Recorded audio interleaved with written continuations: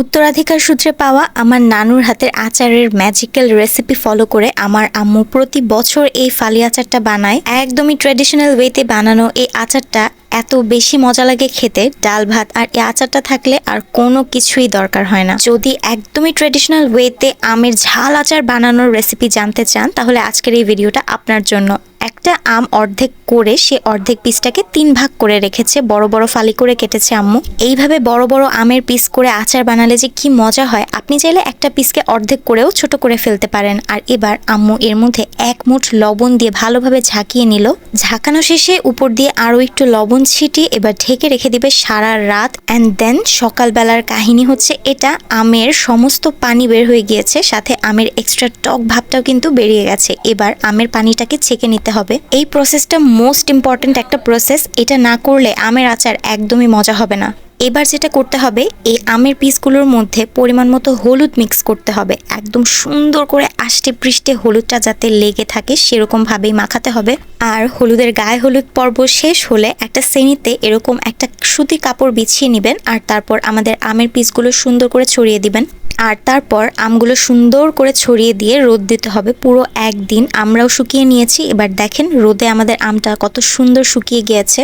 এখন আমের পরিচর্যা পুরোপুরি শেষ। যেটা করতে হবে, মশলা প্রিপেয়ার করতে হবে। এটা হচ্ছে অনেকগুলো পাঁচফোড়ন, সরিষা, শুকনো মরিচ আর রসুন। এই 4টা মশলাই কিন্তু আমরা আমাদের আমের আচারে ইউজ করি। এই মশলাগুলোকে এবার সুন্দর করে টেলে নিতে হবে। এই 4টা মশলার মধ্যে মরিচ, সরিষা আর পাঁচফোড়নটাকে টেলে শুকনায় গ্রাইন্ড করে নিতে হবে। আর রসুনগুলোকে সুন্দর মতো ছিলে ব্লেন্ড করে নিলেই হয়ে যাবে। সব মশলা একটা শ্রেণীতে নিয়ে নিয়েছি। এর মধ্যে আরও যা মশলা মিক্স করতে হবে সেটা বলে দিচ্ছি।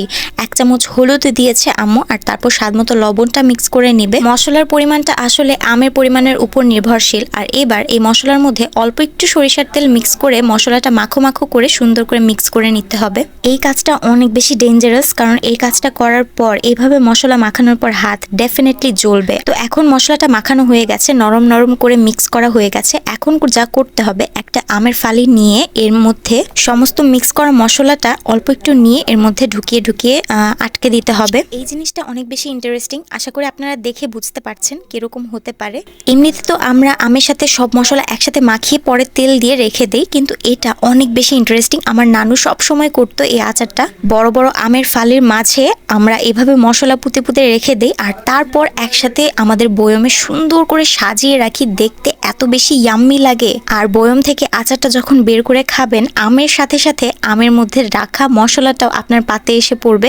আলাদা করে চামচ দিয়ে মশলা তুলতে হবে না, আমের সাথে সাথেই মশলাটা এসে পড়বে। এটা আমের আচার বানানোর অনেক বেশি ট্র্যাডিশনাল একটা ওয়ে। আমার নানুরা আগে থেকেই তৈরি করতো। এটা বানাতে একটু বেশি কষ্ট হয়, যার জন্য সবসময় আম্মু এইরকম ভাবে বানায় না। কারণ যখন অনেক বেশি আমের আচার বানানো লাগে তখন এভাবে একটা একটা করে আম সাজিয়ে সাজিয়ে বানানোর মতো এনার্জি কিন্তু থাকে না। আর আম্মুর যেহেতু একা করা লাগে, তাই বেশি করে আচার বানানোর সময় আম্মু একসাথে আমের সাথে সব মশলা মিক্স করে তেলের মধ্যে রেখে দেয়। এইভাবে করে সাজিয়ে সাজিয়ে রাখতে পারে না। কিন্তু এবার খুব ধৈর্য ধরে 2 বয়ম আচার আম্মু এইভাবে করে সাজিয়ে সাজিয়ে রেখেছে। আর এই দেখেন আমাদের আচারগুলো ফুললি কমপ্লিট।